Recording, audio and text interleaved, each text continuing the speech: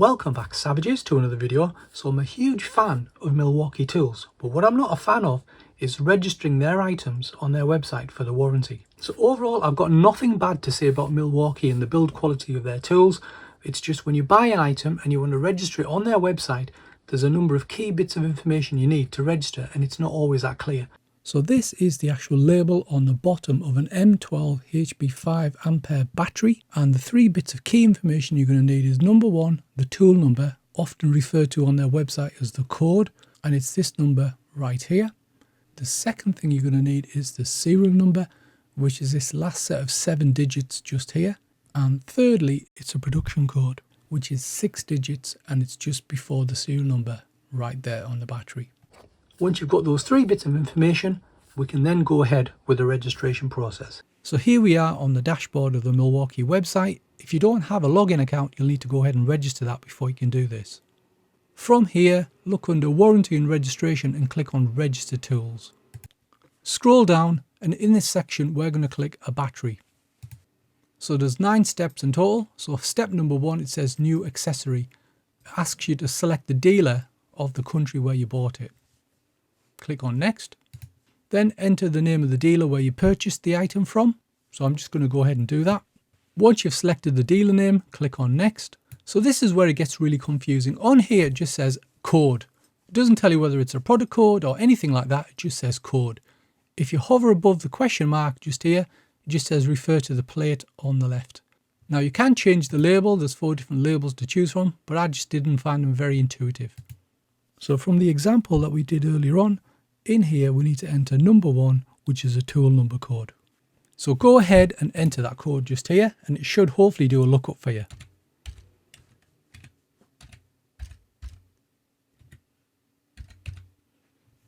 So that is the code for the battery. We just click on the blue and it should hopefully give you a picture of the battery as well. As you can see, after we've done the lookup, this number is referred to as the tool number. But up here in this earlier section, it's just called code.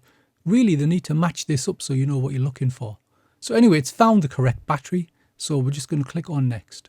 Next up, it asks for the serial number. So again, using our example, enter the 7-digit serial number as shown on the diagram.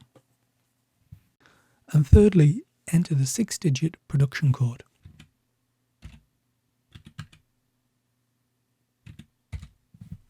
Now it's just going to ask you to enter the purchase date, so just go ahead and do that. On this step, they're going to ask you for proof of purchase, so you should have an invoice or a receipt of your purchase. I would download it and make sure it's in JPEG, PNG or PDF format.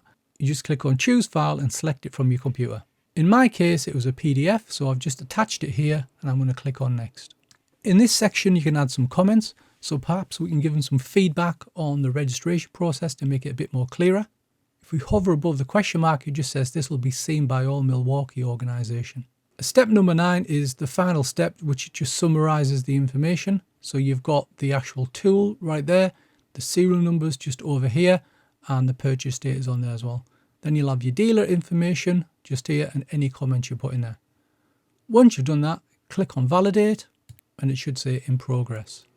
And as it says right here, it says new tool registered. Thank you, you have successfully registered your new tool.